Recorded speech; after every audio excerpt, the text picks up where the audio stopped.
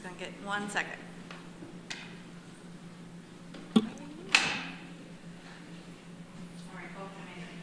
All right, thank you very much. Good morning again. Welcome to Government Operations Committee, January 4th. Not sure how it got to be January already, but it's 9 o'clock and we have 4 members present. So there's our 5th member. We're going to get started. We do have one change to the agenda.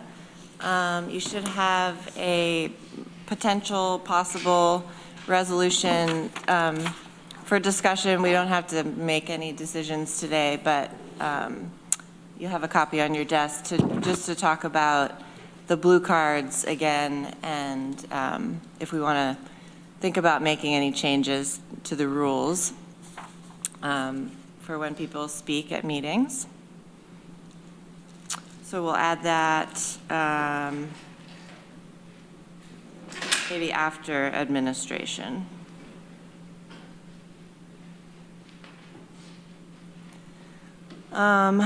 Okay, any other changes to the agenda? I don't think so. Comments from the public? I don't think we have anybody. Oh, are you here for comments, Irene? Yeah. Welcome. Well, you have 3 minutes. Great. Good morning, everyone, and Happy New Year. Take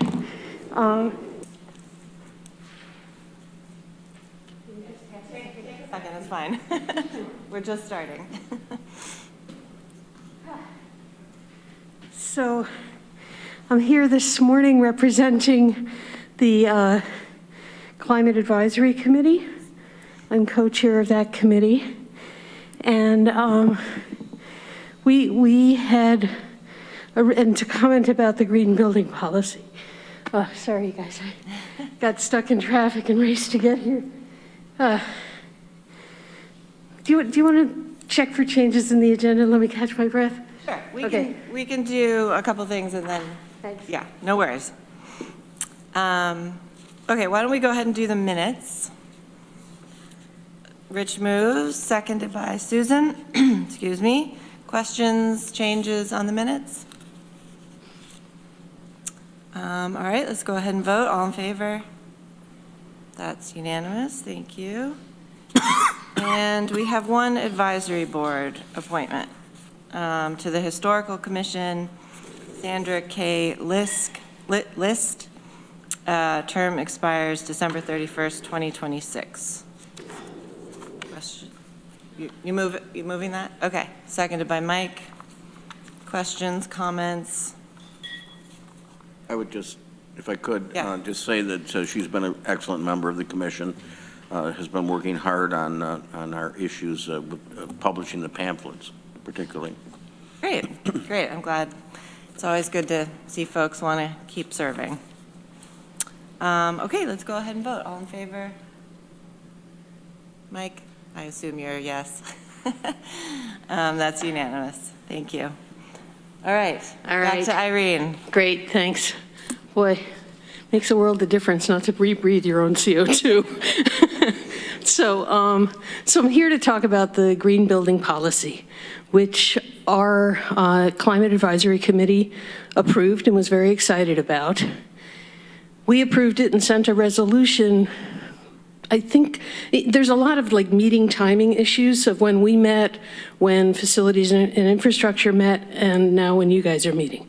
So since we passed that resolution, I think it was the day before F&I met, F&I made some changes, which I believe are in your packet and highlighted as to what those changes are. And what those changes related to, we understand the intent behind of allowing flexibility to be able to look at the building proposal as a lead gold standard, and to say, this may just be financially out of reach. And so the F&I committee proposed an amendment which passed and has now been incorporated, which allows to the project committee, which is staff, to downgrade to lead silver instead of lead gold if, financially or for whatever reasons, they wanted that flexibility. We totally are on board with and understand the desire for flexibility and for financial responsibility as you approach programs. Couple of things, though, that were important to us. One is, and so I want to clarify, our entire committee hasn't met again, but the subgroup of us that first reviewed the green building policy and recommended approval has met and talked. And we have some suggested language that we've passed on to Susie to retain the flexibility that you want with a couple of caveats. One is that we thought it shouldn't be a staff decision, but that it should be a legislative decision. And the second is that of all of the different kinds of things that are looked for in a lead building, there's one thing that's really important to us, and we ask that it not be downgraded, and that has to do with the building energy efficiency. LEED has all kinds of things that they look at to give you different levels of standards, and so they look at where the building materials are sourced from, or whether or not there's VOCs that could be off-gassing, because LEED is also interested in a healthy internal environment, which obviously I think any of us would support ideally as much as, to do as much as we can. So we don't want to take away the flexibility, but what we did want to recommend, and Susie I think will advance the amendment to this, is that downgrade the other stuff, but don't downgrade the energy efficiency of the building, because that really both has longer term financial benefits, and we felt as our subcommittee, and again I want to be clear, we're not speaking on behalf of our entire advisory committee, but our subgroup, which involved, along with me, who knows next to nothing about building science, but Evan Hollis, who works at Tatum. So we had, real professional advice into what should be retained. And so I just wanted to let you guys know what that's about, and I'm sure Susie will tell you more. So thanks. Great. Okay. Well, thank you very much for that update. Do folks want to go ahead and talk about this right now and change around the agenda, or any objection to that? Okay. All right, so that starts on packet page 30, I think, with some presentation stuff. And then the policy starts on page 37. Sure. Are you up for that? I can do that. Switching you around? Okay.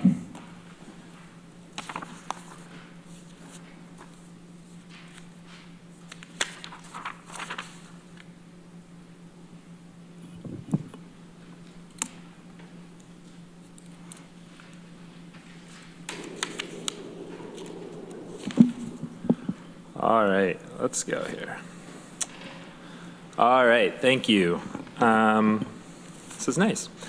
I'm Terry Currie, I'm the Chief Sustainability Officer, and so I have been crafting this green building policy for quite a while. It's been most of 2023 to get through this, and we started with a lot of conversations with different stakeholders, including Case and as well as staff here. So we talked with the facilities department and recycling materials management. I think Kat McCarthy was going to join us a little bit later, but if there's any questions, maybe we can turn to her when that happens.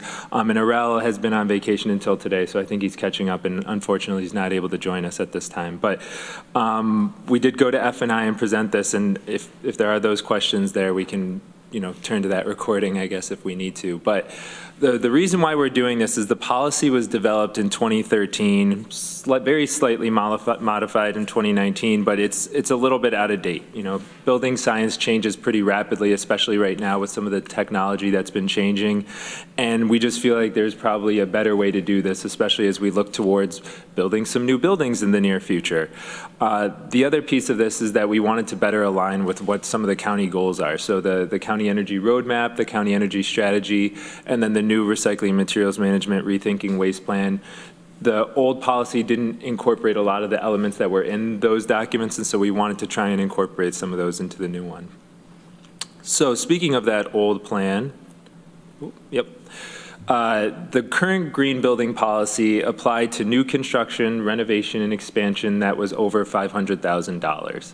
And it basically said that those projects had to be LEED Silver with some exemptions that were allowed by the facilities department director. That's who was able to decide whether a new construction or renovation was going to be LEED Silver or something else. The new policy that we're proposing, some of that stays the same. So the applicable project criteria, so it having to be over $500,000 stays the same. All of the other project criteria stays the same, except with renovations, they're still going to be LEED Silver, but the rest of them, expansions, new construction, that'll be targeted for LEED Gold, and exemptions are still possible. The change that we made at F&I that Irene was referencing earlier was something that was overlooked in the initial draft, and at F&I we discussed it, and it basically gives the county administrator the ability to downgrade from LEED Gold or LEED Silver for any of these, essentially. And it was to allow that flexibility in a circumstance where we weren't able to, for whatever reason, meet LEED Gold, whether it was financial constraints or site constraints or whatever it might be. In terms of what changed, one of the major changes is we formalized this idea of a building project team. It's something that we already do, but we wanted to formalize it. And essentially what it does is at the beginning of a project, it brings together members of staff from recycling materials management, facilities, county administration, planning and sustainability, and allows for outside experts or other departments as necessary to come together and really be part of that design and construction process from the outset to really discuss, what's going to be needed in order to build this building the best that it can be. And I'll go into all of these in further detail in future slides. For expansion and new construction, it targets LEED Gold. And then some of the new concepts that we brought in that weren't in the prior version, ideas of embodied carbon, how are we building the buildings, what materials are we using, waste reduction, so how are we doing our construction, are we trying to use and reuse as much as possible. Starting to look at construction emissions, so as we're building the building, what is being emitted, and then finally, putting in some fossil fuel restrictions. So this idea of the building project team I alluded to earlier, it's comprised of administration, DPS, recycling material management, and DPS being planning and sustainability, other departments and third parties as necessary, and then one of those members acting as a sustainability lead to really make sure that we're adhering to this new green building policy and having that accountability, but also to try and do some of that background work that might be necessary for some of the specific items. That includes the LED lighting guidelines, EV charging stations, and bicycle parking spaces. We didn't want to put in specific numbers for each of those. We thought we would handle that on a case-by-case basis and have someone put in charge of doing that. And essentially, this building project team's role is to work with the county administrator to provide them with recommendations after reviewing project documents and really helping them figure out what the best path forward is. They're supposed to be the subject matter experts that present the information to the county administrator to help them make a decision that they then take to the legislature, who will ultimately make that decision. And I will say, at F&I, people had questions, they were free to jump right in. You can do that if you want, or you can wait until the end, either way. For LEED Gold, we basically said with new construction and expansions, we're going to ask for buildings to be LEED Gold. They're required to meet the threshold for LEED Gold, but not seek actual certification. And the reason for this is certification is an added cost. And sometimes we don't feel like that is a necessary thing for us to do. You know, if we're building a new salt barn, for instance, you know, that it's a little bit of a specific case because that wouldn't necessarily have to go for LEED Gold, but we wouldn't need to seek certification for that. For a center of government building, you might want to do it. You might want to have that recognition, but there will still be some buildings that probably don't make sense to do that. Within LEED Gold, one of the arguments that has been made against LEED Gold is that because there's such a wide range of actions that you can take and points that you can get, that you can craft a building in a way that might not necessarily meet the goals that we're trying to meet with the county. So we picked out some specific areas that we felt really met what the county was looking to do with the energy strategy, with recycling and materials management, rethinking waste, and with some feedback that we'd gotten from some committees. So the bird-friendly building specific point that was put in there came from a peak presentation that was given by some folks at Cornell that basically talked about how they wanted to see more buildings be built in a bird-friendly manner. And so hearing the feedback from the committee, they wanted to see this put in there. And so we said, you know, if you are going to build a building in Tompkins County, for Tompkins County specifically, you have to make it a bird-friendly building. The embodied carbon piece, so this is digging a little bit into the weeds, but essentially embodied carbon refers to the upfront carbon emissions that are going into the building. So if you think about it as the life cycle of the materials that are going into it, cradle to grave, as they say, for concrete, brick, you know, rugs, you know, light bulbs, anything that you can think of. And so what we're really trying to look at increasingly now with building science is that as buildings become more efficient and as we start to move towards electrification and renewable energy, the most amount of emissions that a building might ever have might come in the actual construction of that building, might come from the materials that are being used and not necessarily from the operations. This wasn't always necessarily the case. And in fact, for a long time, it's been the opposite. But now we're starting to see that with these more efficient buildings, we are seeing a lot of the carbon payments for that really coming from that building process. And so what we're trying to do is reduce that. And the way we're going to do that is by targeting a 5% reduction in global warming potential of greenhouse gases. It's a target that can be modified by the county administrator, but what this will look like in practice is we'll be asking probably a consultant to look at if they were to build a building according to just basic New York State building code, what would that look like? And then try and target a 5% reduction in embodied carbon from that. You know, is 5% super ambitious?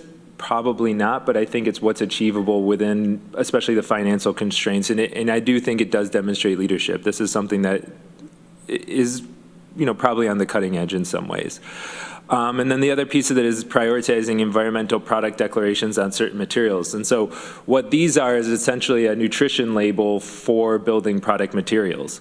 And so you'll see that one on the right is talking specifically about concrete and saying, you know, if you're using this concrete, you know, this is what we expect to be in terms of global warming potential. So for every cubic meter that you're using, you're really, you know, it's equivalent to 445 kilograms of carbon dioxide.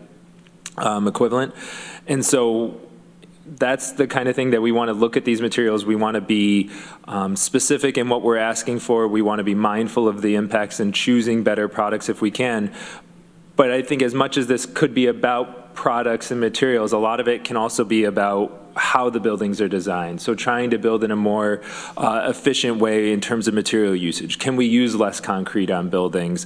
Can we, you know, lessen slab depths? Can we take a look at how we're building walls, what materials we're choosing, designing for flexibility and reuse? This was something that recycling and materials management really pushed. You know, these buildings that we have at the county, all of you well know, they last for a long time. They get used for a lot of different purposes. And if we're going to build a building, let's design it in a way that if it does have to change its use over the course of its lifetime, it can be an easy way to do it. And it's not going to involve tearing down and throwing away a lot of that material that went into producing it in the first time. The other piece of this is starting to use Green New York specifications, and so we are an Green New York community, purchasing community. It's part of our environmentally preferred purchasing policy to try and use Green New York specifications, and so the one that they have right now is around concrete, and so as those exist, we'll try and specify those in what we put in for bids and requests for materials. And then finally, trying to look at more salvage and reuse of building materials.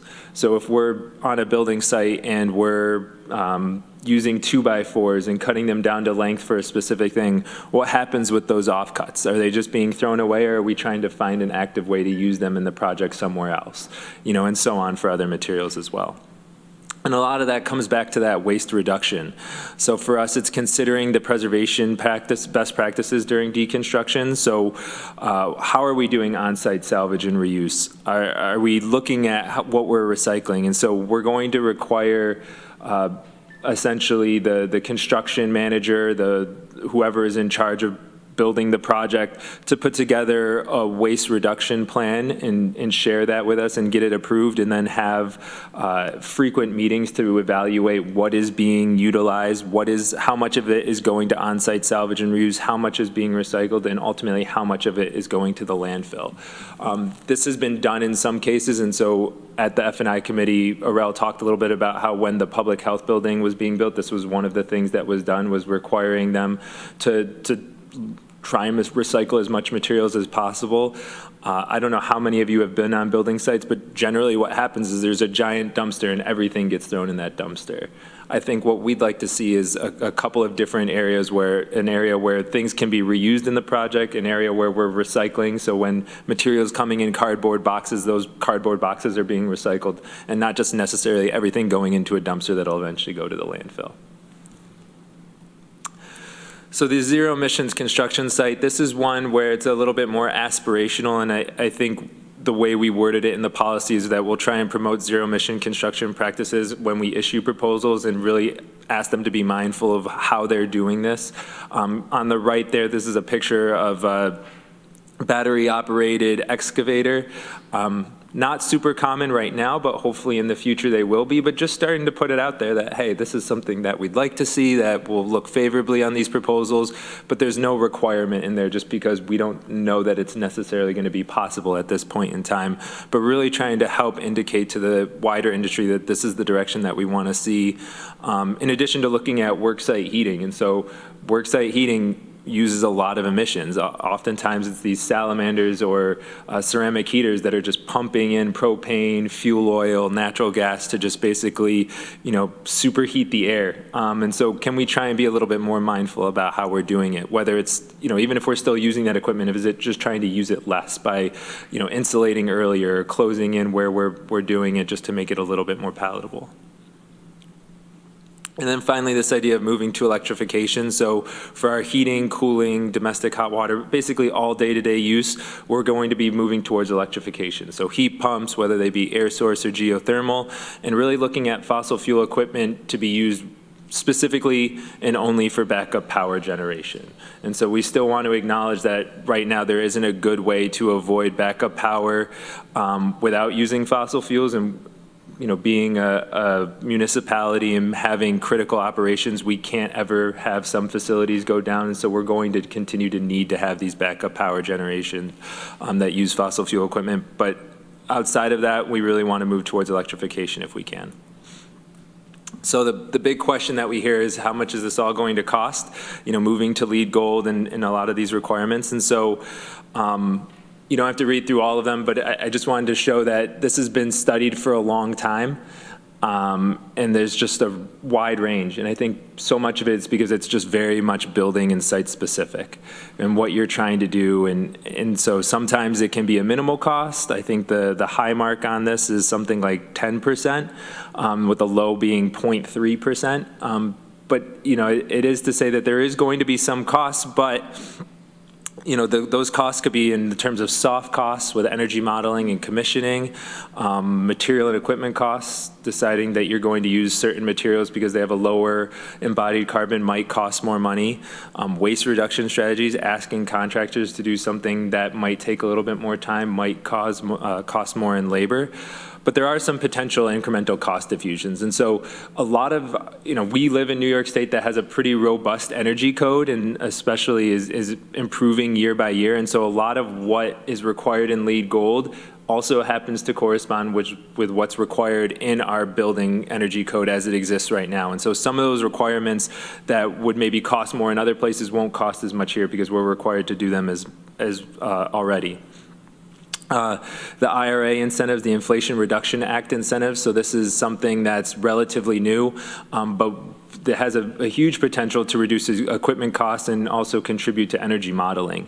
A good example is we were looking yesterday and talking to some folks about the geothermal project that we did at Public Works this past year that was relatively completed in December, and we're looking at potentially getting up to 30% of the cost of that project returned to the county as a tax credit that's available to tax-exempt authorities through what's called elective pay. That's something that didn't exist before, but is potentially a huge amount of money to come back and could really look at some of these other projects and return a lot of money. And then also the ability to pursue grants if you're going after, some of these higher levels of lead and really focusing on sustainability. There's a lot of grant opportunities around that. And then finally, the payback that doing this often entails. And so building a more efficient building, using less energy, relying on renewable energy, a lot of that stuff has paybacks that, maybe in a short-term building might not necessarily pay back, but if you're looking at the scale of time that a lot of government buildings last, you start to see these paybacks. So looking at 26-year paybacks, 30-year paybacks. For a commercial business, is that viable? Not necessarily. For a government, I think I would argue that it is. So it's a lot to go through. I think the key takeaways that we want to leave you with is that new construction and expansion is going to go to LEED Gold. We're going to have these building project teams formalized to make it a little bit easier on everyone to look at the projects and provide that information. We're broadening the concept of green building, looking at waste reduction, looking at embodied carbon, and that finally, yes, this may cost a little bit more, but I think that with good planning and design, a lot of the costs can be mitigated, and then we'll obviously be going after any incentives that we possibly can. And I think that's it for me. All right, great. Thank you. That was very detailed presentation. We appreciate, I appreciate it because I haven't heard it before. Do folks have questions on the presentation, or do you want to just jump into the policy? Mike? Just a couple things, Terry, and thanks you did it at F&I as well. We appreciated that. I don't think we talked about the bird policy much, which I think is a good goal. As long as it doesn't cost us a lot and make a lot of changes that are not acceptable. My question is, down here, do we have problems with bird kill on buildings? I mean, if you went around the 200 East Buffalo Street, are we finding dead birds? If you went around the hotel, which is the tallest building around, are we finding dead birds from these? I can't personally answer that. That presentation that was given to Peak, and I encourage everyone to take a look at that, did discuss that they are seeing a lot of bird deaths around buildings, including in Ithaca, New York, and it was one of the things that helped them promote this at Cornell, and Cornell has actually adopted this and is building bird-friendly buildings. But in terms of the number of birds that are being found, I really don't know. Okay, well, we'll ask that question in the future, and not of you. The other thing is, maybe I can wait for the discussion about the policy, but the way a building looks is important, and we have to be careful that we don't build a big box just to make sure we can have every possible element of green policy happen. We have to have trade-offs, and I like here on page 35 of our packet where you put key takeaways. You show a building that is aesthetically pleasing. Yeah, I put that back up there on the screen, and I actually thought of you when I was putting this presentation together, Mike. And so this is a LEED Gold building. Obviously I don't know this is exactly the style that you want to build in for a future building, but I did think that I don't know, but at least it's not a big box. Exactly, with the cement board on the outside and things like that. It's it's something that has some aesthetic qualities that future generations will be glad we built. Yeah, exactly. And I think it's a great point that you don't have to build a super modern building that's all glass, the building that's on Route 13, the new Hugo Medical building, that's all glass. I mean, that's not necessarily what you have to do in order to build a LEED Gold building. And sometimes it's easier if you don't do that, with glass being difficult. So this is a good example of being able to build a historic looking building in a way that is energy efficient. Thanks. Rich? Still on page 35, the cost can be mitigated with good planning and design. Is there an intent to track the differential cost on projects and then figure out the payback period? Yeah, I think that's something that we'll definitely try and do. I think any choice that we make, especially this happened currently when we're looking at the green building project, we are often presented with a couple of different options. And I think staff is really mindful of trying to be good stewards of taxpayer funding and trying to make good decisions. And so that'll definitely play into the decision making. Else about the presentation? Let's go ahead then and move the policy, and then we can talk specifically about the language. So let's see, this is resolution to update the administrative policy manual, policy 09-47, green building policy, ID 12099. Somebody, Rich moves, seconded by Susan. So questions, comments, changes on the policy? Susan. I have a proposed amendment from Peak, and it's for section 3B, which is on page 41. And it actually, and you should have received the proposed change from Ann Corman from Peak. Halfway down it says, a lower lead level requirement may be set by the county administrator in consultation with the building project team. And then again, an amendment on section 3D1, which is on packet 42. Section D, the last sentence, a lower lead level may be set by the county administrator in consultation with the building project team. And then do you want to, and so you have a different language. Did everyone get that email from Ann? Yes. The language that's here is what you're amending to? Yes. No, I think. Do I have something different? I have a different Yeah, I think, revision proposal. I thought there was. Oh, here's what I have. My apologies. I read the wrong thing. Completely. Amended to be the But- same. You meant it to be the same. But This at is- those sections. It's the same section. Yeah. So this is a newbie mistake, first time I've done this. So here's what it actually is. A lower lead level may be recommended by the county administrator in consultation with the building project team. I'm going to read the whole thing. Yeah. However, all lead points as required in section 3B1B must be achieved for energy efficiency and greenhouse gas emissions reductions. If such a reduction in lead achievement is to be recommended, the county administrator shall seek approval from the full county legislature, articulating the benefit cost analysis of the alternative approach as compared to the policy, including the life cycle operational data of both evaluated against the upfront costs over the life of the project. Okay. And Ann did send that an email. I don't know if the clerk's got it. Okay. So let's talk about that amendment. Second. Oh, yeah, we need a second for that. Dan, seconds, okay. All right, so now we can talk about that amendment that you're suggesting would be added into two different places. Yes. Okay.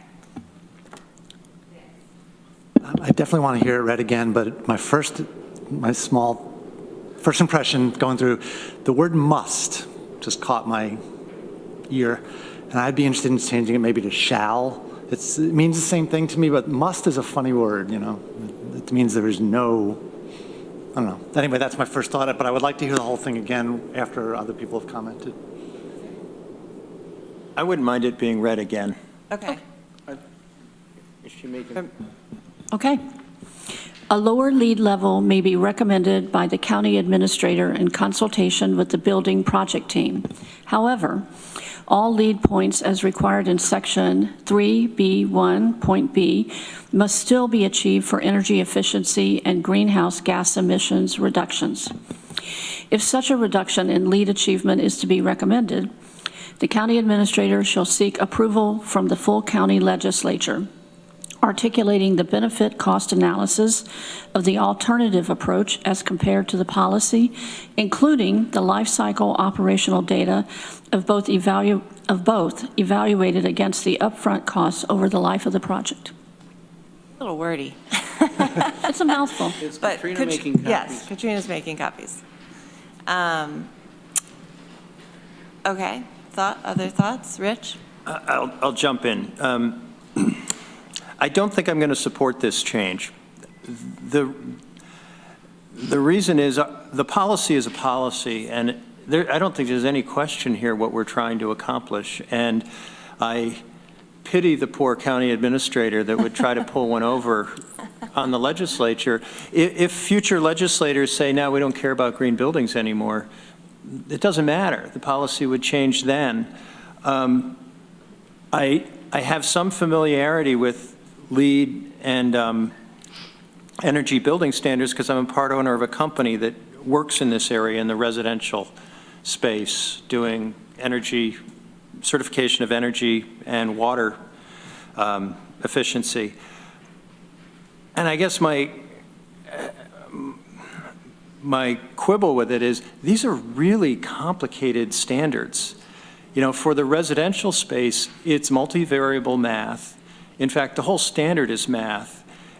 We as a legislature, we're going to have no idea, none, on what this works. Even the inspectors who do the home inspections, they don't understand the math. They just plug in information and out pops a formula. I don't know that our judgment would be any better than the building project management team, although I'd like to say we're brilliant, but I don't think we're better. And I also think we're chasing a really, really small marginal benefit here and making our project process much more cumbersome.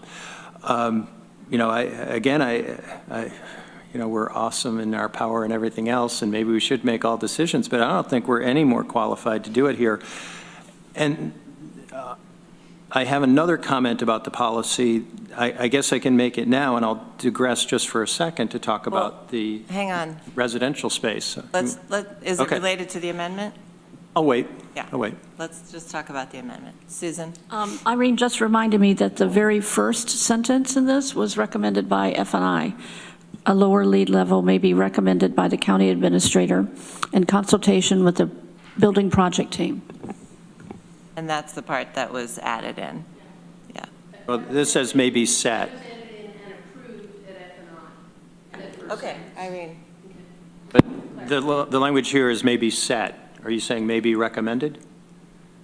Yeah, well, Which? I have may be recommended on what Ann sent to us. Right, so on the email, it says may be recommended. In here, it says may, and the policy that we have. May be it said. Well, I guess that goes to the point, who's making the decision? If the legislature is going to make these energy efficiency decisions, then it would be a recommended, but as written here, it would make sense to have it be set. Mike? Well, ultimately, the legislature approves the whole project, and they can always amend that approval if they have to.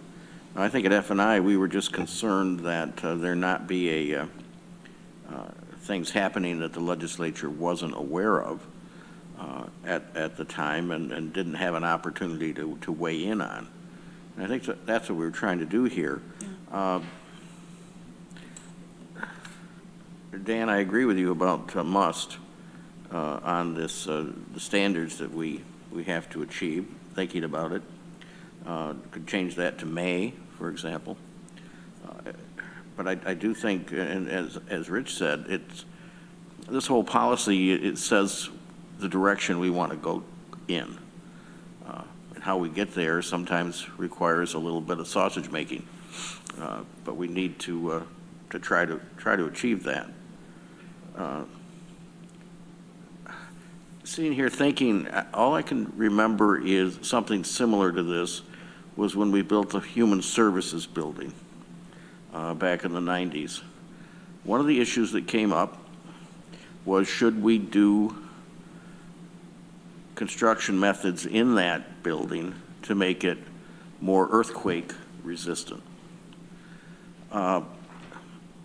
which would have cost about 5% more, according to what we would have. This was before the green movement at all, but this was something we were looking at. Myself and another legislator, it was Dooley Kiefer, we contacted the Earthquake Institute in Buffalo and talked about these issues and brought it to the, I can't remember the committee or the full legislature. It was decided not to spend that money. Yes, we don't have a lot of earthquakes, but when we do, they can be pretty heavy, we learned from the Earthquake Institute. So I just want to say that the legislature in the past was not afraid to weigh in on construction issues like that. All right, thank you. Other thoughts on this amendment?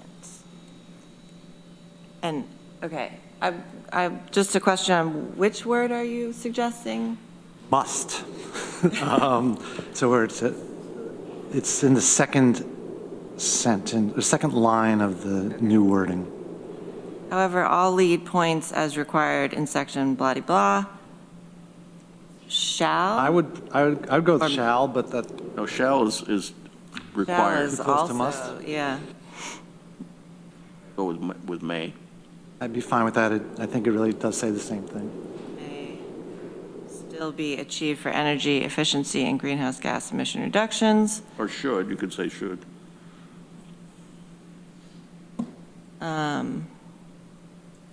Would gives direction, may is May is- totally in the discretion of the county. Right. I'll go with you. I'm not going to support in either event, so. You're doing should, I'd like shall, but we use shall later in the same paragraph. I thought it would be, consistent amount of direction we're implying. Wait, where's, oh, there's shall. County administrator shall seek approval from the county.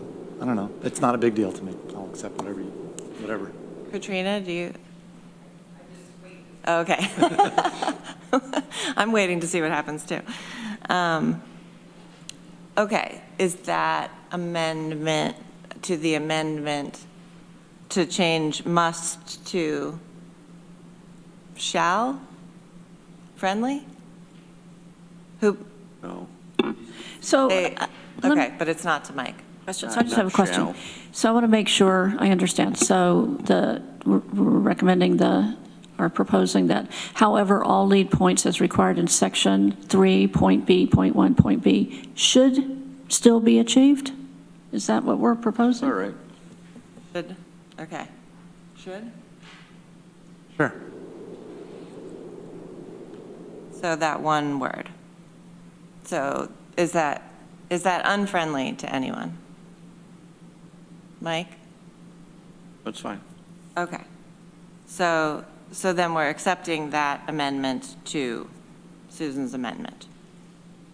Okay? Okay. Any other comments or discussion on the amendment? Okay, do we ready to vote then? All in favor of Susan's amendment, which is this paragraph that Katrina printed out for us, with must change to should? All in favor? That's 4, opposed, that's 1, so that passes. Okay, let's go ahead and keep talking about the other questions or comments on the policy. Dan. So the sentence that we just started with is highlighted in gray in our packet. Was that the change that F&I, that was the change that F&I made. Yeah. Was there another line somewhere too that was highlighted in gray that they changed? There's one, section D, section 3, point D, point 1. So that's on page 42. A lower lead level may be set by the county administrator. It's the same thing, and it would be the same wording. That says may. Okay. Great. My only other question is also on packet page 42, C3. All new unoccupied public buildings will use the Tompkins County Environmental Management Council's recommendations on indoor and outdoor LED lighting temperatures. First question, what does lighting temperature mean? Yeah, so lighting temperature refers to the kelvins that are in a light bulb or that the light produces, and so that's what gives a light its warm or cool color. And so I think I'm getting this right, a higher Kelvin temperature is more of that bluer light, whereas a lower one, so 3,700 Kelvin, is a warmer, yellower light. And so that's typically what you see in a lot of buildings. They're using that warmer light. And then if you go into the like Home Depot or Lowe's or whatever, you'll see like bathrooms and kitchens are supposed to use the bluer lights. That marketing. The Management Council, has looked at some studies that has seen that those bluer lights can have some adverse impacts on bug and therefore bird health, as well as potentially on human health. That's more in conjunction with computer screens that give off the bluer light, and so that's the guidelines that are referred to there. So for the purpose of it is insect and maybe bird? Yeah. But I will say, and this is I will take full blame for this, that actually, you were the first person to catch this, and this has gone through many different reviews, so thank you for catching it. We changed that wording from where it was in a different, so if you look at section, under procedure, number 2, I guess it's section 2, number 3, where it says the sustainability lead will provide recommendations for indoor and outdoor LED lighting temperature to the building project team based on industry best practices. That's the language that we shifted to. And I guess we just never caught it that there was another instance that we referred to the EMC. The reason why we shifted to having the sustainability lead do this is because we're not sure that the EMC will take up this issue again in the future. And so we didn't want to put say, okay, we're going to reflect on these that were put out in 2018 that might never get changed again. And so if you would be willing maybe to make an amendment to change it so it was the same wording as that other one, I would be grateful. Thank you. I think I will. Can you just one more time point to that other wording? Yeah, and I'm not sure where it is in your agenda fine. packet, but it's under procedure, number 2, section 2, new building projects for occupied buildings, and then number 3 within that. And it might be, I'm looking at a Word version, and I think Jesse might have changed the numbering and lettering when she recomposed it. It's packet page 41, most of the way down the page, number 2. The sustainability lead will provide recommendations for indoor and outdoor LED lighting temperatures. So, yeah. I would gladly make that amendment. Let me just see if I can do it on the fly. All new unoccupied public, so we're amending packet page 42, C3. And let's see if I can get this. It'll now read, all new unoccupied public buildings will use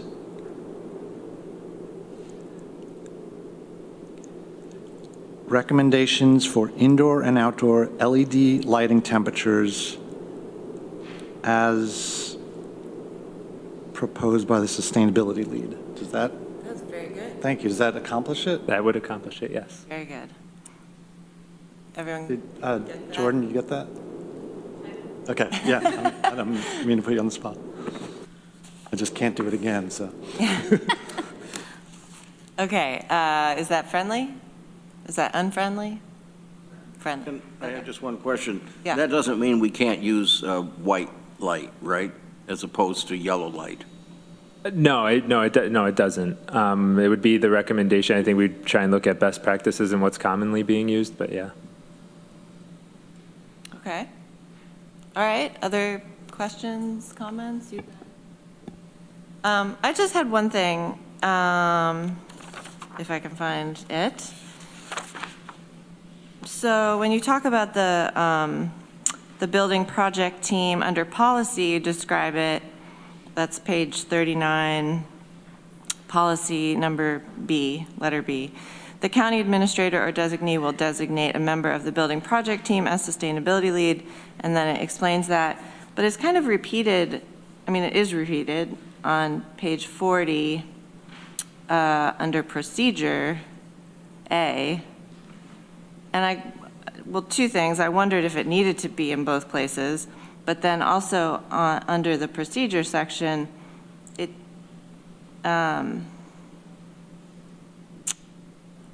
doesn't say that the county administrator will designate. It says that the building project team will designate a member of the building project team to be the lead. So I'm not sure if I'm being clear, but in the first section, it says the county administrator will designate a member. And on page 40, it says oh no, it does say that. Sorry. I'm losing my mind. Looks a little confusing because of the sentence above it. Oh yeah, no, it's on the next page. It's on page 41. Under B, all new building projects for occupied buildings will form a building project team and designate a member. So that makes it sound like it's the building project team that is going to designate the sustainability lead. I swear we proofread these. That is another good catch. I have learned that in our process, we will bring in Dan and Amanda to proofread again and find any inconsistencies. But yes, the preferred wording would be to have the county administrator. Yes. Okay, so let's add that in. So we'll form a building project team, and the county administrator will designate a member of the team as sustainability lead. Okay. Tip of the hat to Dooley. Yes. Always, yeah. And then I guess, my other sort of general question, and you can say yes, but does it need to be repeated in both the policy and the procedure section? Does it need to be? I wouldn't say yes, it needs to be. I mean, I do think that if you look at other county policies, we do frequently do that, is have it in the policy and then refer to it again in the procedure. I think the Green Fleet policy is the other one that I worked on where I followed best what others have done and done that. Okay, that's fine. Rich? Yeah, just to the other point I was going to make. In the residential space, I have a major criticism that there's about a ballpark 82 million single-family residences in the country, and the EPA focuses on new construction. They have about 2 million houses that are Energy Star, and Energy Star gives you about a 10 to 20% improvement in energy efficiency over a code-compliant house. And so if you do the math, you're talking about a huge amount of investment in inspection and testing of these new houses to get a really, really marginal return on a countrywide basis. The existing housing stock is largely ignored, and we seem to be doing that as well.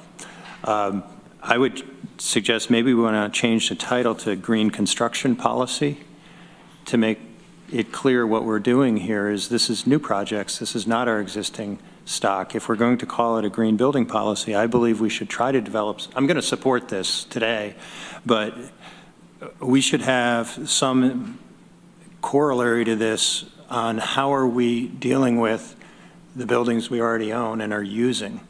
There are, ongoing steps you can take to examine the energy function of a building, say like blower door tests, to really figure out, are you getting air infiltration? Are your HVAC systems working efficiently? Are there retrofits you can do for insulation or appliances? And I think we're doing some of that stuff, but it's not here. And frankly, if we're serious about this issue, that's where most of our energy is going. Because you can have the most energy efficient buildings that you've built in the world. If your old buildings are stinkers, it doesn't matter. So I would say change it to Green Construction Policy. If there's any interest in that as an amendment, if I could get a second. I have a question. Seconded Okay. discussion. I just, Yep. I'd really like to understand, Rich, are you saying that this policy should be applied more broadly to other kinds of construction, or are you saying it has to do with our residential housing market out there? No, I was doing a comparison to the residential housing market because that's what I'm familiar with. But maybe green building construction policy? Maybe that would But the word Get it? building could be used either way. Building is a noun and a verb. That's Right. where we're getting it. And when I read this, I go, oh. And it's not intended It's not talking to address about our existing buildings. buildings. But Right. I'm saying and I'm not saying we should try to apply these terms to our existing buildings because they won't work. Right. But this seems to call out for, we should have a similar policy on what are we trying to do, looking back at what we already have. Right. Okay. Actually, I was going to suggest to use green building and construction, but building, what you said is fine, because I think that when all the buildings that are considered covered by the green policy building were built, they were following whatever green building time. policy was there at the time. So adding the word construction, I think, would cover both. I mean, it would allow you to monitor your buildings as they are now, and maybe make improvements, but also ensure using the newer procedures for new construction. Yeah, if you're Well, I'm doing a good with what you renovation said. of one of our existing buildings, this would come into play, but it Right. doesn't affirmatively ask us to do anything about buildings if we're not renovating them. But maybe that's something we can look to our staff to say, we'd like to look at that in the future, and that could potentially be added to this policy Mike? But, Rich, isn't that what we're doing with our capital project on the green initiatives already, on which we weren't able to fund Phase 2, for example, this year? But Is it embodied in a policy? I don't know if there's a policy, but it was certainly reviewed as a project, which is countywide.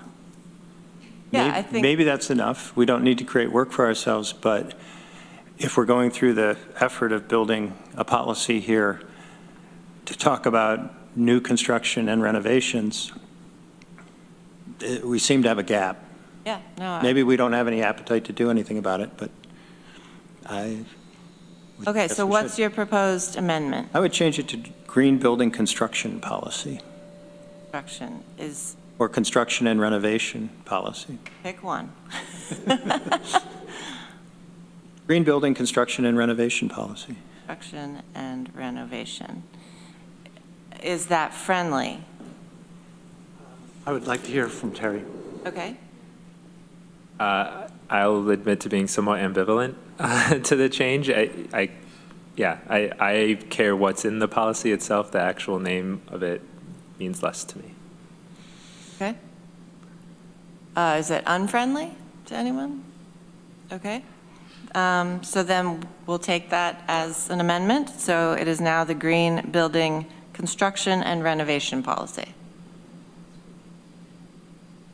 All right, and you've heard our conversation, and maybe in the future you will work on a policy that looks at our current buildings. We can, I mean, that would be a green building standard, and we can certainly look at that. Great, thank you.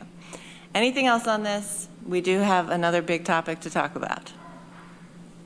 All right, let's go ahead and vote on the policy with the variety of amendments that we made. All in favor? That's unanimous. Thank you all. Thank you very much, Terry. Yeah, Dan. Quick light comment. I was remembering, there used to be a reporter for the Ithaca Times, Carrie Blakinger, who covered the legislature for a number of years. And when she left, she gave a little speech on privilege of the floor, and she talked about how one of her favorite moments was when we debated the word shall versus may. And so here we are doing it again. But it's really not a I criticism. was went to law school, and that was a big topic. Well, you know And I do what? book report. If anybody has not seen her book, Corrections in Ink, Okay. it's worth a read. Definitely. Grammar is important, people. Grammar is important. Okay, thank you for that. Let's go to ITS, Information Technology Services, and we have one resolution, and Lauren is here. Let's go ahead and move, can somebody please move authorization for the county administrator to enter into a cyber information sharing and collaboration agreement with New York State Information Technology Services and the New York State Division of Homeland Security and Emergency Services. That's one heck of a title. Susan moves, Rich seconds. Lauren, do you want to tell us a little about this? Yeah, sure. This is just an agreement to continue with shared service cybersecurity initiatives from the state and Department of Homeland Security. We've been chosen as one of 2 counties to do a pilot program for some additional security information and event management solutions, which is, I know that's a big mouthful, but it's basically taking our logs and sending it to the Joint Security Operations Center. So somebody's looking at those logs 24/7 and alerting us if something bad is happening. So good stuff. Questions, comments for Lauren on this? Rich? Lauren, at the cybersecurity conference that we had here a couple months or a month ago, maybe, you floated an idea about it, trying to develop a task force or working group. Would this tie into that idea?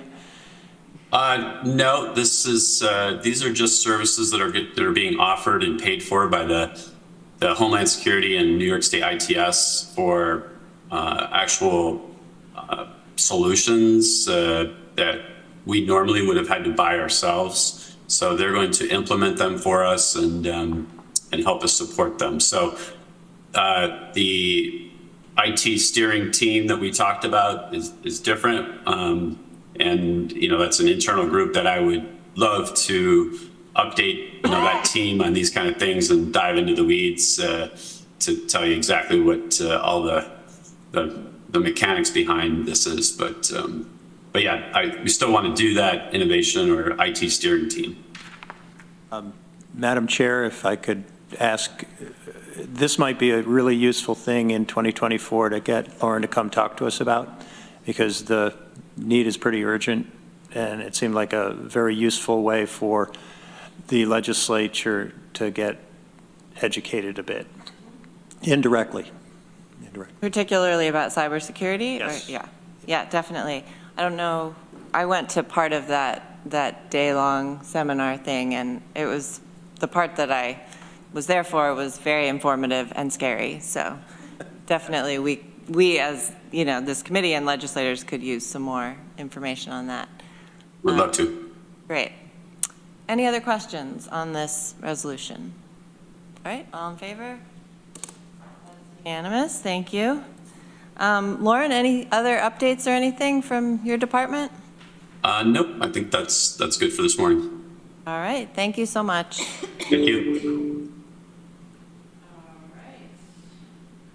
Moving on to Jay Franklin. We have an hour for you, Jay. Might not be enough, but.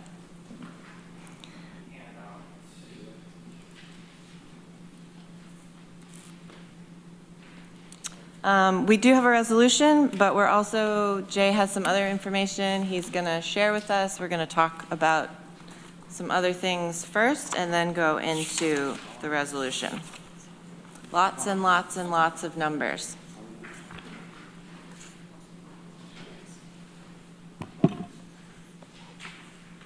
Good morning and Happy New Year, everyone.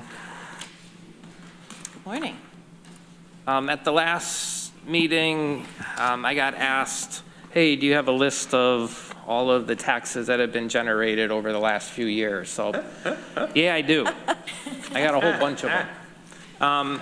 So this report was actually started at the request of Bruce Estes way back when he was with the Ithaca Journal, and the media actually reported on tax levy changes and things that happened within Tompkins County and Ithaca. So it was good to have that kind of oversight to take a look at the numbers and not just reprint the press releases that were put out by the taxing jurisdictions. So I'll go through these three pieces of paper because they each describe something a little bit different. So the first page we see, this is just the general municipal tax levies for the town and for the county. So it doesn't include fire, water, sewer, solid waste annual fee. This is just what that general tax levy is, including the highway and any rec funds. A key thing here to take a look at is the sales tax used to offset the county tax levy, the third kind of grouping down below. This will affect the percentage change in the city-town tax levy and also the county tax levy portion for that municipality. It really affects it when they change what they do. So like in Ulysses in 2026, that was the last year that they used $215,000 of sales tax money to offset the county rate. They then took that $215,000 or whatever it was the next year and used it within their town budget. But the problem with that is their town budget still went up from $529,410 to $577,285. So they're spending about $47,000 more in the levy, but also spending $215,000 more in sales tax money that doesn't kind of show up in there. So if you were just looking at the levy percent changes, that's going to change. The same with Dryden when they finally went and used sales tax money to offset the county tax rate as opposed to using it within their own budget. The reason they do that, they have a higher town tax rate, there's taxable state-owned forest land, so they were able to generate, I think it was like $21,000 more from New York State for that taxable state-owned forest. So that's why most of these municipalities use sales tax to offset that. Caroline, Danby, Dryden, Newfield. Enfield did it to try to tax state parks. I think I mentioned that before here. Obviously, they can't do that. And I think Groton does it as opposed to accommodate inside and outside the village with their highway tax and how that money's apportioned. So, but this chart just goes through with the town and county tax levy, the way I look at it is left pocket, right pocket. It's going to come out of your pocket, but is it going to come out in the county rate or the town rate? It's all in how that sales tax is used and offset. You'll hear some towns say, we have such a low tax rate. Well, that's just because you use sales tax money in your budget as opposed to use sales tax money to offset the county rate. That's really the difference between town tax rates, that what I've seen. So that goes through for 21 years here, I think I've accumulated this data. The second page. I'm sorry, I want to make sure I understand this. So a town that is applying sales tax, we collect sales tax, it comes from New York State to us, we distribute it. So either we could be giving them the money or they're applying it directly to. Correct. So either we give them their money to use within their budget, or when we say, and we apportion our county tax, we would say, all right, the town of Caroline is now responsible for $260,000 in county tax dollars. The town of Caroline says, just use our sales tax money to offset that, and you're only going to collect $800,000. So they're getting it, but it looks like they're not. Correct. It's one of those things that kind of happens, and in the end, it's better for the taxpayer, but they probably never know or realize what's going on. And it's better because they can have a higher town tax rate, which then gets them more money from the state of New York. But More, Rich, or? Okay, Dan? I'll follow up. Yeah. I just want to see if, I want to try to state it and see if I'm saying it right, and maybe this will help, maybe it won't. So in one method, when your tax bill comes in the mail, it's lower than the people in the town next door because they've taken the sales tax portion off your individual bill And in the other version, it's taken off the town's budget. Is that accurate? Yeah, yeah, I would, in the most simplistic terms, if the county tax levy for that town's $1 million, and the town tax levy is also $1 million, but you have $500,000 of sales tax to use. So now you can reduce the town levy by $500,000, or you can reduce the county levy by $500,000. It's the same money and the same money being generated by that town or within that town for the county rate. It's just who's going to collect less? Where does that sales tax apply to? So you either put the sales tax in your left pocket for the town, or you put the sales tax in your right pocket for the county purpose. So again, sorry to belabor it, but if they're applying their sales tax, then it looks like the county's taxing them more. If they're applying to the county rate, it looks like the county is taxing them less, and the town rate is now higher. So if the town is using sales tax money in their own budget, the county rate is going to be higher and the town rate's going to be lower. It looks like the county's taxing them more. Yeah. Okay, thank you. Mike, we got a lot to go through with Jay, so let's not get stuck on one thing. Mike. I think this is terrific, and it's great information. There are certain things that are charged back to the towns by the county, certain expenses and things like that. How are they accounted for? Are they taken off the top of the sales tax? Are they taken off, or are they on the return of the taxes? And I'm thinking of like election expenses and other things like that. Oh, the election expenses, I do know. That's something in addition to the county tax levy. So we apportion the county tax levy out according to what their relative shares are, and then we add in their exact elections charge back for each municipality. So if we didn't have sales tax offset, every town is going to have a little bit different tax rate due to those election chargebacks. We're talking out to probably the 4th decimal point of that tax rate. As to other charges that we charge back, I would assume somehow that's done as a fee charge within individual department budgets or line items, if there are any other charges that we have. But I know election chargebacks is included within that county tax rate.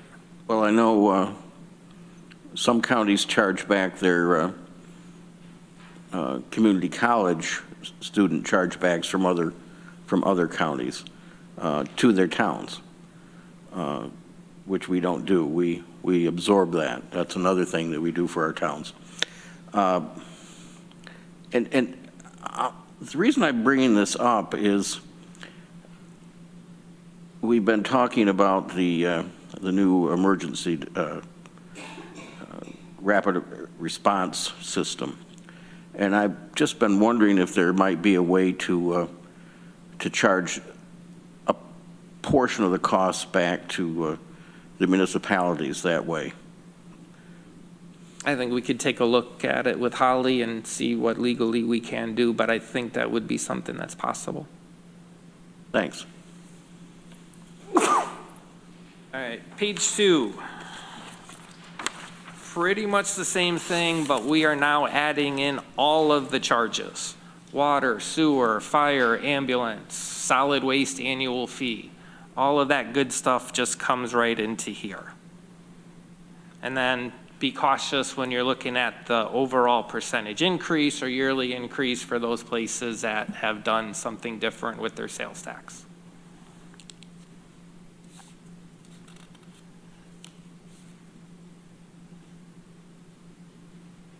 Not a whole lot more exciting on this page. Now the last page, I started this one a little bit later, so we only go back to 2007. But this shows the total taxes collected, which includes all charges, all of those special district charges, for the county, the town, the villages, and what is collected within our school districts within our county. So I think we have 15 or 16 school districts, 15 that actually collect taxes one that doesn't. So this goes through here. School taxes are going to be a little bit of an estimate. I don't have what's actually collected in the county. I take our taxable value and multiply times the tax rate, since I don't process all of these taxes. So this just kind of shows where we're at.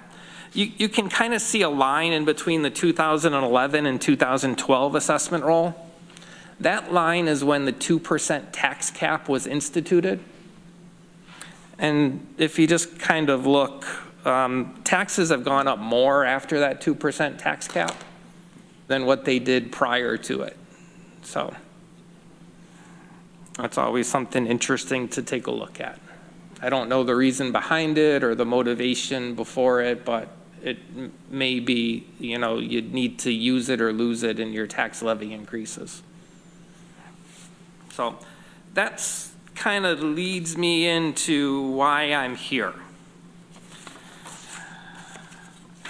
And to go and talk about whether we want to continue with an annual reassessment program or the triennial. So I don't know if we want to, how we want to move. Yeah. Do you want to, should we move the resolution and then technically it will be on the table? Somebody want to move the resolution switch to triennial reassessment cycle? Rich, seconded by Susan. All right, thank you. So I bring this forward in my memo, and I'm trying to figure out where that is. Packet page, where are we? 14. So this is something that we've done already before. You know, this was kind of prompted as, what can we do to stop tax increases? And, you know, I've heard some legislators say, well, the assessment program leads to that and contributes to tax increases, which is false. We all know that. An assessment never increases the taxes that are generated by those taxing jurisdictions. All assessments are to apportion the tax levies out based upon the value of that property. So your assessment could be a percentage. It really doesn't need to be a number. It's just you are responsible, like for me in the Lansing School District, I'm responsible for 0.02411% of the tax levy. So that's my $4,800 school tax bill, comes from that. So whether it's a $22 million levy or a $88 million levy, I'm still responsible for 0.02411% of that levy. So increased assessments don't lead to increased tax revenue. Decreased assessments don't lead to decreased tax revenue. I don't control tax revenue. I can't get that through to people in this community. We can't get that through to people in this country. But you know, there is some misconceptions because assessors in different states have different powers. The tax rate is not set by law here. So you all in the taxing jurisdictions determine your tax levy, you know, how much money you need to generate from tax bills. You determine your budget. You take away state aid, federal aid, your sales tax estimates, your fees, other sources of revenue, and then when you get to that end and you say, we still need $53 million, and then I say, all right, you're responsible for 0.01%, you're responsible for this percent as we go through those tax bill cycle. So I'm not increasing or decreasing. I know you all understand that, but you know, I put out a newsletter saying, you know, we don't increase taxes, and the response I get when that was reposted by one of our towns under the headline tax man.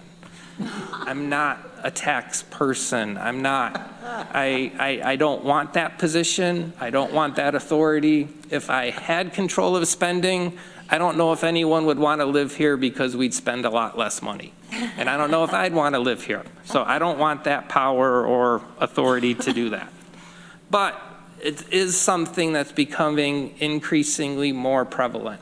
And I think it's shown on here, as the assessment base goes, taxing jurisdictions like to hide their spending increases within that tax rate discussion. You know, I saw it with the Ithaca City School District or Ithaca Consolidated School District, For the 2022 tax levy, they said they didn't raise taxes, but their tax levy went up 8.5%. They didn't raise taxes because they kept the tax rate the same. So whenever a member of the public would call and say, wow, my taxes went up, they'd call the school district and they say, well, that's the assessment office's fault.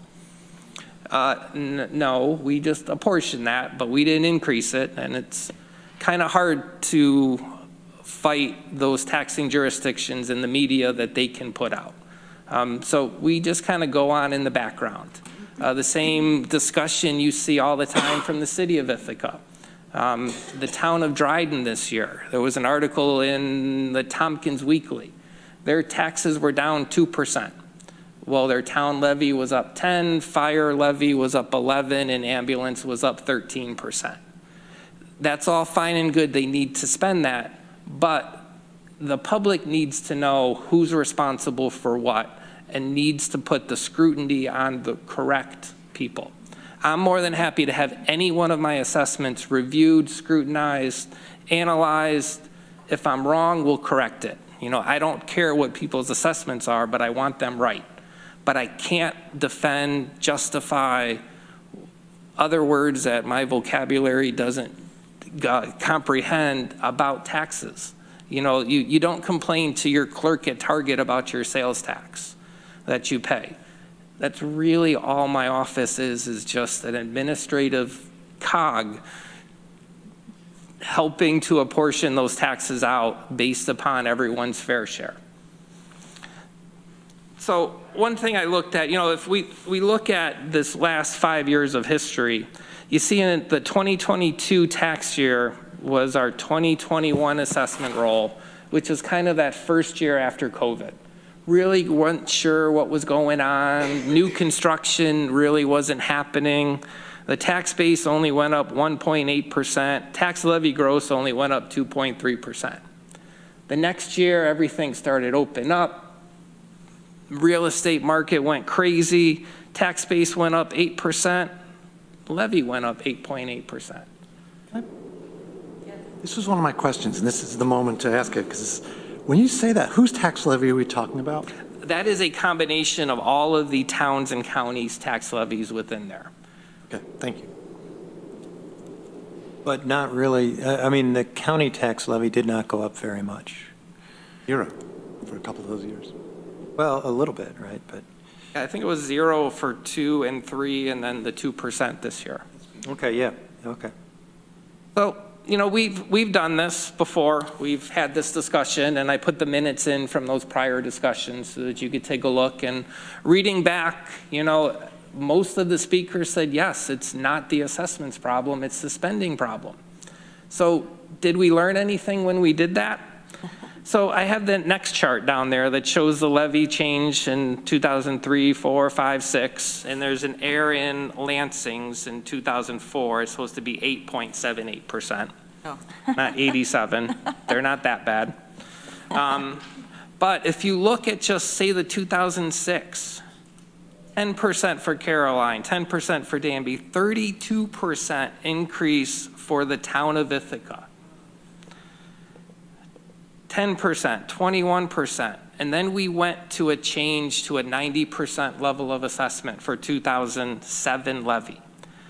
All of those percentage increases were a lot less. A couple of little more increases, but you know, Ithaca, after going from a 22.9% increase, a 32.5% increase, dropped to 2. And then when we went to 85%, they went to 1.4. But oddly enough, when we went back to 100 from 85%, they went right up 17%. So that right there really shows you that they're looking at the tax rate and keeping the tax rate level. So they're driving their tax levy increases based upon the changes within the market changes that we're seeing within the assessment roll. So it's really the assessment increases are being used as a way to kind of hide tax levy increases. And I hear it when I talk to town board members, village mayors. They don't quite understand that how a tax rate is developed. And You know, I had town board members, you know, how did we increase taxes 22%? I don't know. I wasn't there for your budget discussions. How did you? Well, we couldn't have done that. Well, you did. So it's almost scary to me that I don't know if it's a willingness to hide, if it's ignorance, if it's just not really understanding what they're doing. And unfortunately, I don't see the publication of that. You know, I live in Lansing. I had no idea what Lansing's budget was going to do this year until they submitted it to me. Sorry, I don't want to. Yeah, you're absolutely right, and I believe it's ignorance. And I have to say mea culpa back when I was in village government. I still remember coming on to the village board and people that were going off at the time being so proud that during their time of service they had never raised the tax rate. And that's what we talked about back then. We talked about tax rate. Nobody talked about levy until I got on the legislature and you and your predecessors were explaining it better to us, and we started to understand, and all of a sudden we changed our language to levy, which is the proper way to talk about increases in budget. But the towns, these new folks coming on, they have no conception, and they hear tax rate and they think that's what they're charging people.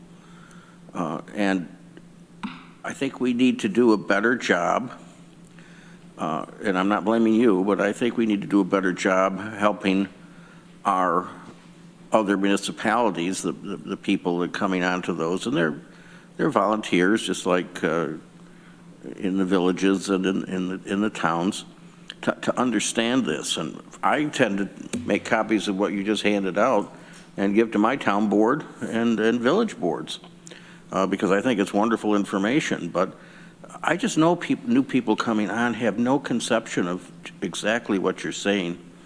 And yes, they're going to say, well, it's the assessor. It's the assessment, because that's what they're relying on to give them more money and not have to, and still not tell their people that their tax rate's going up. The tax rate's not going up. The levy's going up. So this is great, but I do think it's ignorance, because I don't think they intend it. They just don't understand it.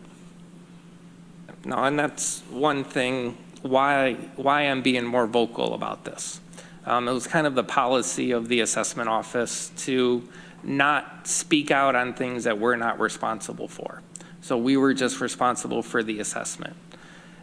I kind of broke that, and now I'm speaking out because we don't have the media that we used to have to be able to bring this to people's attention. So I appreciate this opportunity to at least bring it forward to you, and hopefully it will get picked up somewhere. And you know, things are costing more, our services cost more. We just need to be able to tell the public that and justify that to the public, in my opinion. Rich. This is really great information. I still don't understand why you're raising everybody's taxes, Jay. But, He's the tax man. No, yeah, he's not the tax man. Get him a new sign, you know. What you're suggesting here is that if we went to a triennial assessment system, there wouldn't be a place for the towns, villages, and city to hide, and the schools, that they would have to show it. But ideally, I mean, we've wanted annual reassessments because that is the gold standard, and that's what we should be doing. I guess I'm wondering, do we want to go to a different system sort of just to expose, to try to address this other problem? And I guess I'd like to understand, what would it take in terms of manpower or women power in your office, person power in your office to remain at annual reassessments? And and then brainstorm about how would we get this out to the public, and maybe Dominic could engage in that conversation. Yep, so yes, it's hard for me to bring this forward to change what we do. And actually, let me interrupt you because I asked too many questions at the same time. What kind of resources would you need in your department to stay at annual? Yep. Well, we're hopefully going to hire one more appraiser that was included in our 2024 budget. When I get back to my office, I'm going to give them a call and make an offer. But in addition to that, I estimated we need about 3 more people in order to handle an annual reassessment program with the amount of changes that we have to make right now. For our work, I don't know what my work's going to look like through 2024. I need to see where the real estate market is as we get closer to July 1 of 2024, and then we can get our work plan going forward. My office was fine when we were at 11, 12 seasoned appraisers, and we're only making 7,000, 8,000 changes a year. Now that I have pretty green appraisers, really good people, just not has that experience, now we're having to make 22,000, 26,000 changes. So in addition to finding those quality people, at what level should we staff our office? Because I can't just grab somebody off the street and say, hey, it's going to be a busy year in order to do that. So if we're looking at an annual reassessment program that's making 20,000 changes a year, that's where those 3 other additional people would come. You're saying 4 heads? Yes, and I have one good head coming on, hopefully. 3 other heads? Yep. Okay. And what would be the cost of that? Estimated at around $374,000. Speaking as one of the people who got a gigantic tax increase each year over the last several years, I think we still should see if we can stay with annual reassessments because it is the better way to do it. I would support that expense. All right. Mike? Yes, Rich, and I'm agreeing with what you just said. With a triennial, and I used to, years ago, be in favor of triennial, and I'm not anymore. You're going to kick the can down the road because if the market continues to be strong, you're going to need to redo all of this in 3 years. You're going to need that help in 3 years. And they're going to be green at that point. So doesn't it make more sense to try to stay with the annual and try to get you some more staff and so you can get them better trained? That's a rhetorical question. You don't have to answer that, but that's in my view. I mean, I wholeheartedly agree. Annual is the most transparent. But the one thing, we have to really look at the purpose of the assessment. The assessment is just to divvy up taxes. So if we can do that at an 80% level and make sure everyone's still paying, that's the same as going at 100%. The only difference is it's not as transparent. So people can't look at their assessment and say, I can sell my house for this. They'd have to take their assessment, divide it by 80%, and then figure that out. So it's my goal, and the only reason why I would bring this forward is because a triennial still would divide up the taxes equitably. We wouldn't have that inequitable distribution of the tax burden. And a key to this is really equity. With the annual reassessment program, you're not going to have those higher appreciating properties paying less in taxes than the lower appreciating properties. So that's just a whole other point to what real estate has gone through in our history and redlining and all of that. It's really an equity issue. But if we can raise the awareness of tax levies and really what my office is responsible for, stay on annual, that's the best of all of the worlds. We have the gold standard of our assessment structure right now. I can't say there's no other assessment office I want to work for because I work for the town of Genoa as well now. So, but I really like what they're trying to do out there. So it's really, it would be sad to see us go to triennial just because of what we've done. But I felt it was worthwhile to bring forward just to raise this discussion. Yeah, and we appreciate that. Dan?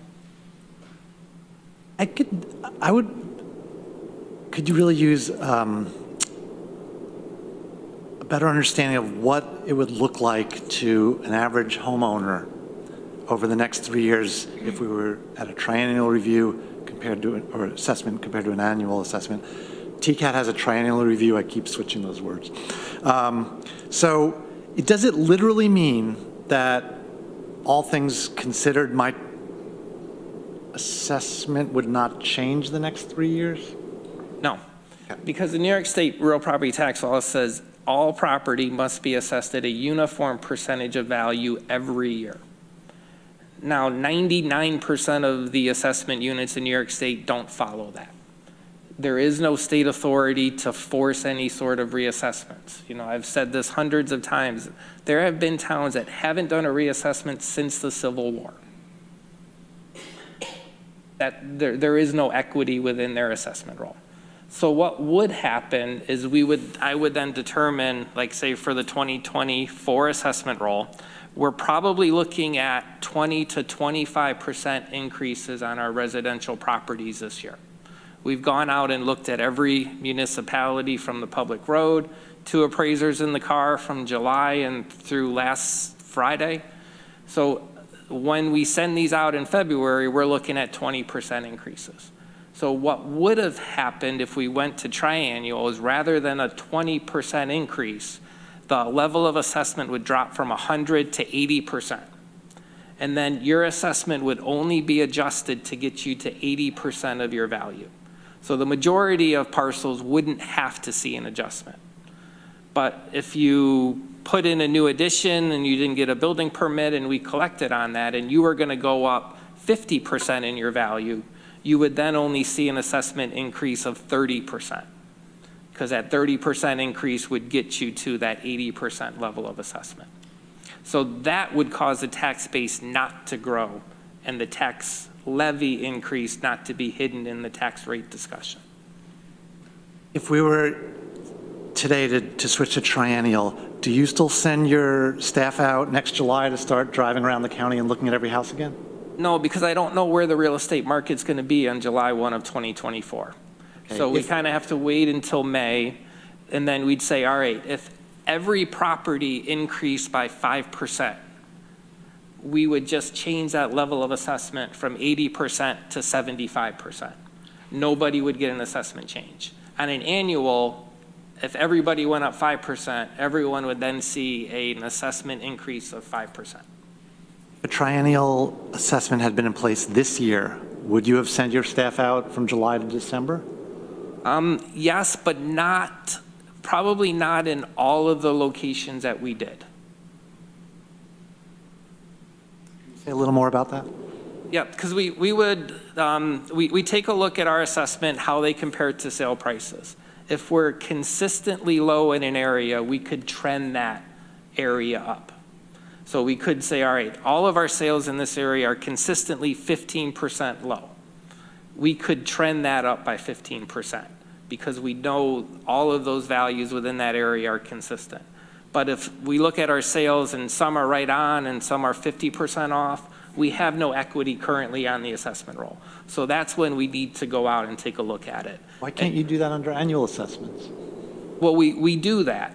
But one of the big burdens this year is after 3 years of doing that sort of trending, you're going to miss parcels.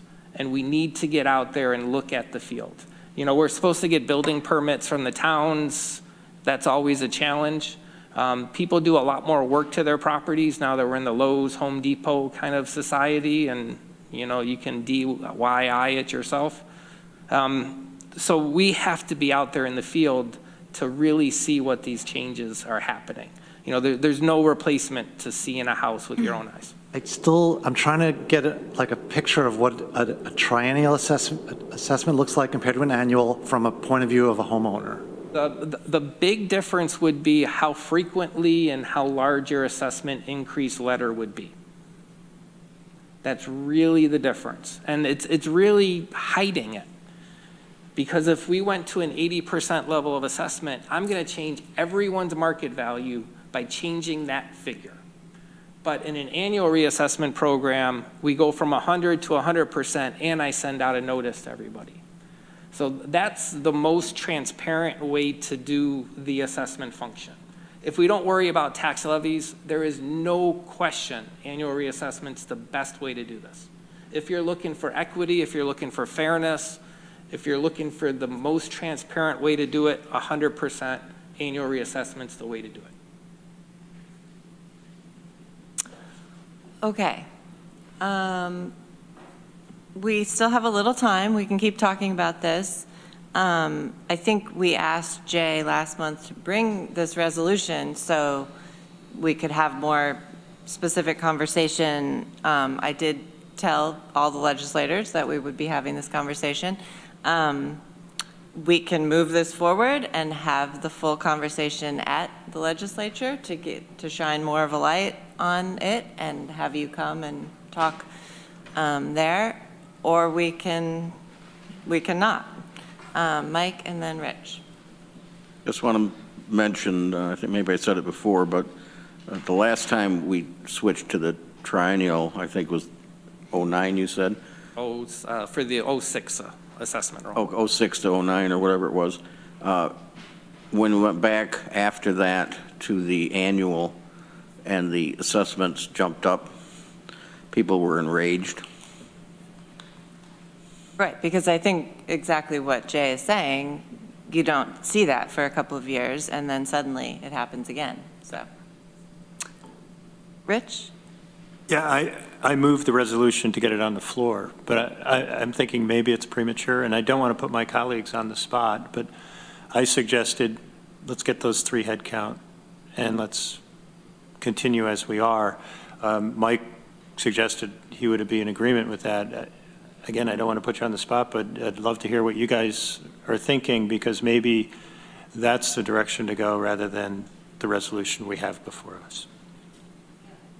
I mean, I agree. I think we should stay with annual, but I think, and I'm okay with the staff too, but that's a budget thing that I feel like we need everyone to weigh in on. Because I feel like it's either or. It's not like you're saying we can stay with annual and your office is fine. Like, you need more people. Correct. And you have train wreck in 3 years. Yeah, and Right. Yeah. But I agree with you completely. Something needs to go to the full legislature, because we need to make a decision about this, but I don't think it's this resolution. I think it's first, do we want to fund what we need to do to keep annual? And then I think we need a communication plan to educate the public and really go after this spending issue, you know, and I think it might be as simple as that, is just forcing these municipalities to say, yeah, this is what we're spending. Right. Forget about rates and, yeah, buzzwords. I agree. I agree. Okay. Yes, I'd like to hear from Jay. If we do this, I know you're hoping for this. What does it look like if we don't accept this and ask you to hire 3 more staff? That's what I'm hoping for. Really? Yeah. Oh, that was easy. The annual reassessment is the way to go. I mean, I can't deviate from that. I mean, that's what the law says. You know, the law says you have to every year all properties have to be assessed at a uniform percentage of value. So if you're going to be at a uniform percent, why not be 100 that everyone can understand? It's simple. It's better than 67% or whatever, and have to do some sort of mathematical formula to get to that figure. It's one more step. The only reason I brought this forward is because of those tax levy increases and trying to shed some light on this. So if we can get the funding, and I can do a presentation on tax levies and how a tax rate is developed for the legislature, and hopefully that may trickle down to TCOG. You know, I think that kind of accomplishes our goal. If we still want to be the leader in the assessment field here in New York State. Well, I know the new chair of the legislature, and he could potentially put you on a legislature agenda to speak to the whole legislature. But I guess that doesn't get to my question of, like, procedurally, if we don't have a resolution on the table, we can't vote on something, but Katrina is here too. Well, we can certainly give Make a motion. direction. I mean, I would certainly consider withdrawing the motion. Right. But I mean, if we want to have a discussion, we can have a discussion at the legislature, but how do we, would we need a resolution to say, like, it's either this or this? I think it's a different proposal that comes to us and the Budget Committee saying we need to do a budget adjustment Okay. to hire.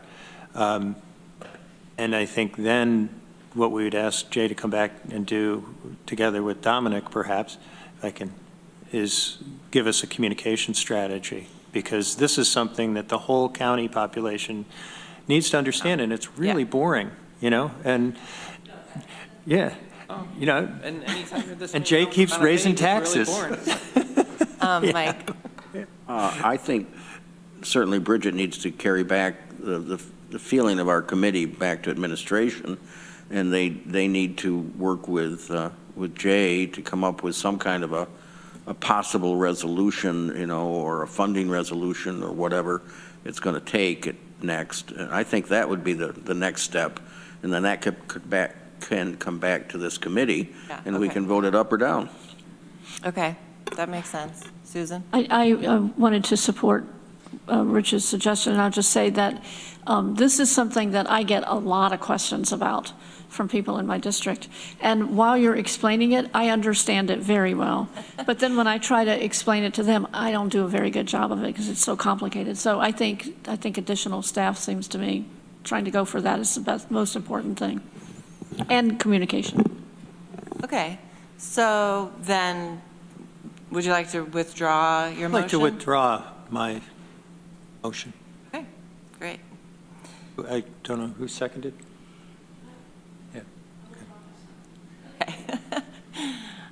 Okay, so then we'll look at Bridget and Jay to maybe come forward with a different resolution related to budget adjustment for new staff. And then we can consider that, Budget Committee should consider that, and that will still bring up the conversation again, but we can maybe also have a presentation at the full legislature. Okay. If I could ask, this three-pager, if that could be shared with the rest of the legislators, I think that would be a good I'll email preface it to the discussion. I have a big, long, because it is, if you're not looking at the numbers correctly and take into account that sales tax offset, your numbers are going to be skewed. You know, Enfield really didn't increase their taxes 1,000% over that time. They just changed their sales tax offset. So I just want to put a whole bunch of asterisks on it. Yes. Also, I think, you know, everything you sent us with the previous minutes, if that could all be sent to everyone as well, because I feel like that is good history and part of the discussion. I can work with Jay and we'll put together a packet to go out. Yeah, that would be great. Okay. Anything else on this topic? Any other updates for us, Jay? We're busily getting out there collecting all the new building permits right now, and hopefully, I think February 20-something, 23rd is when our assessment change notices will start going out. And we'll do a reverse stagger. In previous years, we've done the same municipalities in the same time frame, but this year we're just going to flip it and give the people we sent out last comes first. So it'll be a fun March, April, May in the assessment Okay. office. Well, thank you for all your work on this and explaining it so well to us, and definitely appreciate it. So we will see you again soon. Dan? Did you say earlier, I know it's like a rough number, did you say the market went up like 20% in the last year? Is that what I heard you say? That's Roughly. where all of our assessment changes are looking like. What, 20-ish, is that the number we should be starting to talk about? Correct. Okay, thank you, that's helpful. No, that's kind of the helpful. big ones. You know, after a couple of years of trending, we went out and saw a couple parcels, and if you don't trend, if the base isn't correct and you just increase it by 10%, you're not making it equitable, you're almost making it less equitable. So that's why we needed to go out and take a look, and a lot of the parcels with acreage, with environmental benefits on their parcel, wetlands, ponds, things like that, we really just saw a dramatic increase in value as people wanted to get outside more. Okay, great. Thank you. Have a good afternoon. Oh, Veronica is here. Hi. Hi, sorry to join in like late and sick, but I just listened to the whole assessment conversation on double speed. And I have a basic question, which is why does annual assessment mean 100%, but triennial mean 80 or some other percent? Like, what is the connection to how often is the assessment and what the percentage level? I don't get that.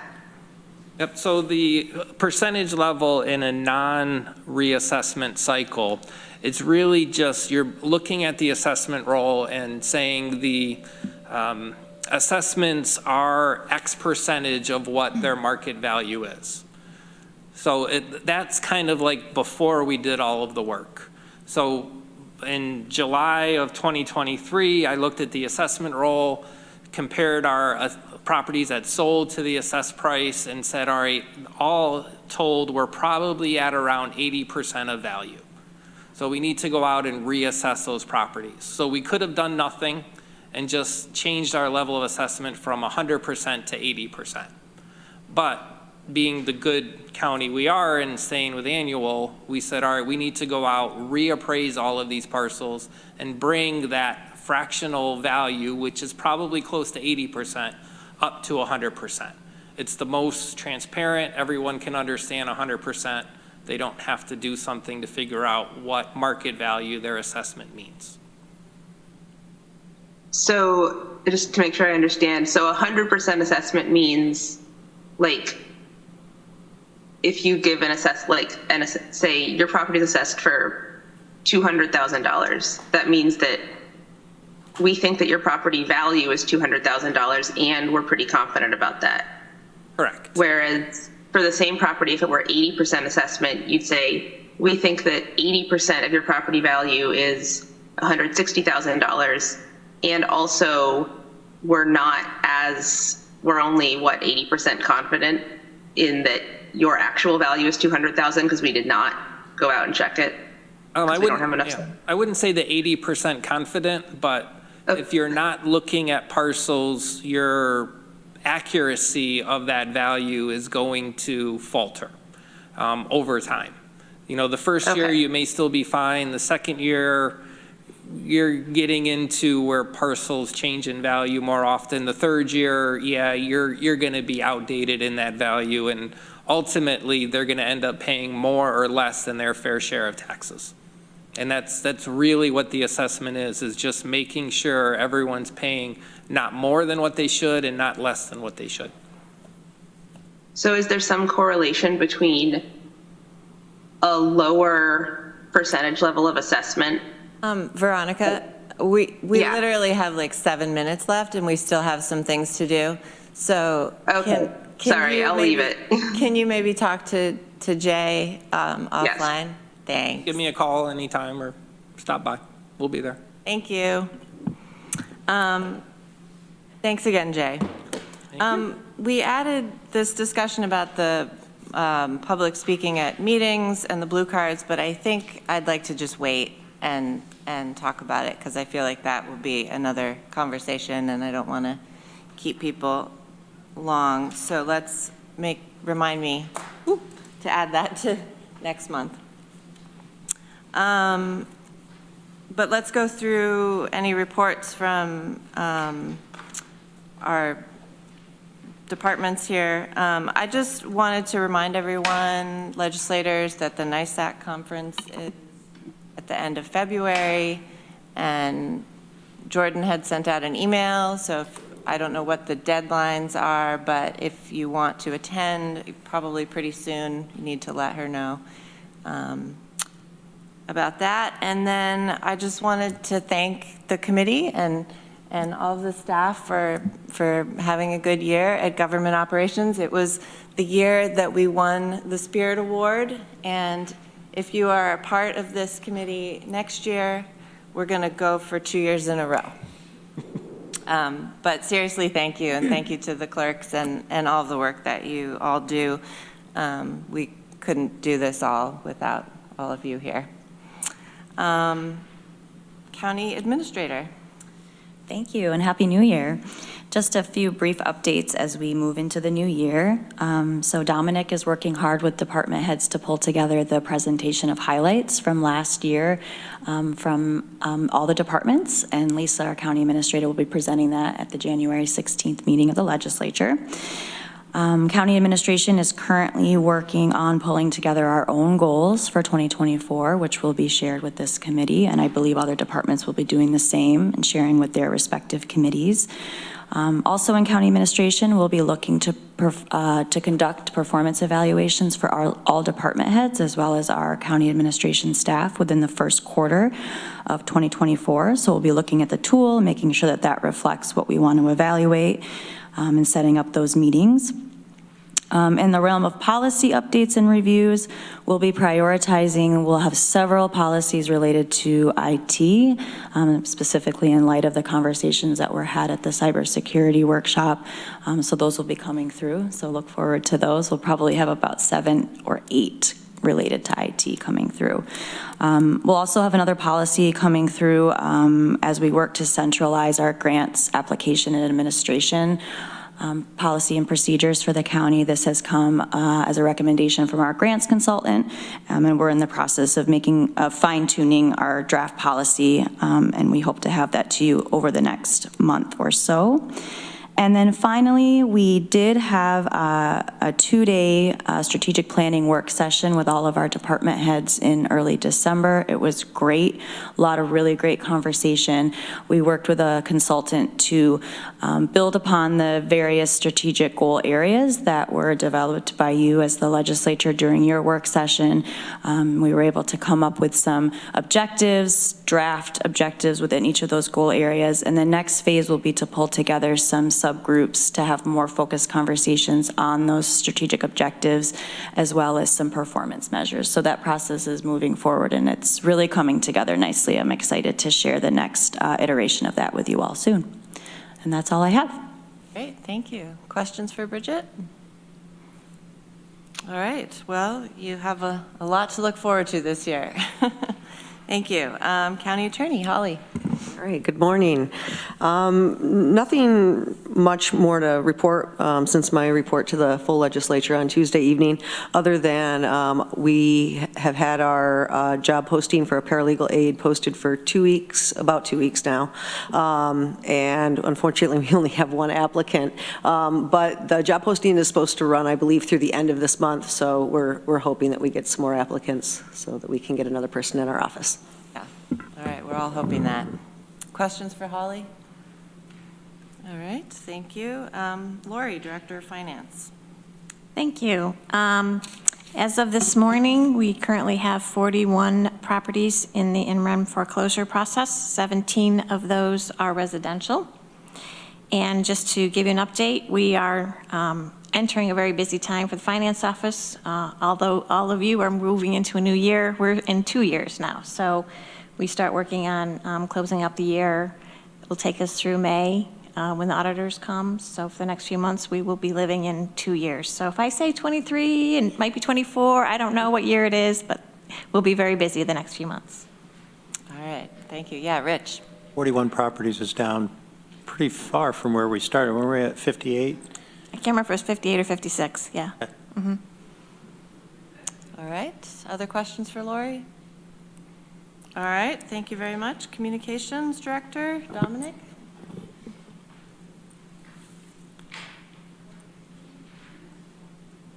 Thank you. For sake of time, I'll keep it brief and just give you an update about the monitors changeover in chambers. The delay has been the vendor who provides the technology that will connect these screens to the overall system that we have, which is never ceases to astonish me how complicated all of that is to work to resize for every screen. But the timeline that we're looking at is between January 19th and 31st for the least impact on affairs that happen in this room. And we'll probably, we're thinking about having sort of both the screens and these run in the same meeting just in case, anything needs to be troubleshot during that meeting. And that'll probably be followed by the screen at the end of the table moving away quite soon after that, since that's one of the primary reasons that we're doing this change is to get that out of the way. So that's the timeline for that happening, and we've been waiting on the vendor to get all the parts in, a lot of back-ordered materials as well. So that's the only update I'll give you for today, and if there are any questions, I can answer them. Questions, Rich? I just mentioned it's really marginal, but if we could raise those screens even 2 inches off the floor and maybe even tilt them up, they're going to be easier to see, because otherwise you have to. Definitely. Once we run through and see how it's looking when they're on, then we can work with facilities and just see about. We may have to custom do some sort of stand with the carpenter. I think that may be how we have to look at it. The commercial grade ones are very large and cumbersome for the space that's in there. Yeah, and it's also if you raise these up too much, then the people right behind them. Yeah, so it's tricky. You'll figure it out, though. We have just a little bit. Just a little bit. Mike? Normally, when we have an organizational meeting, what media we have usually covers that. We got our election of officers got stymied by the number of people that were here to talk about the issue of the Middle East. I just hope that we can get a press release out about the election of our new officers so that hopefully the media will pick it up. That's a pretty important thing we do every year. And I think normally they would have picked it up but for their pictures of the crowd that were here. Excellent point, and I will be honest, I'm a little bit behind on the highlights from this week that capture that. So I'm watching back the YouTube video to capture everyone's comments about Dan and Shauna, so that I can publish that.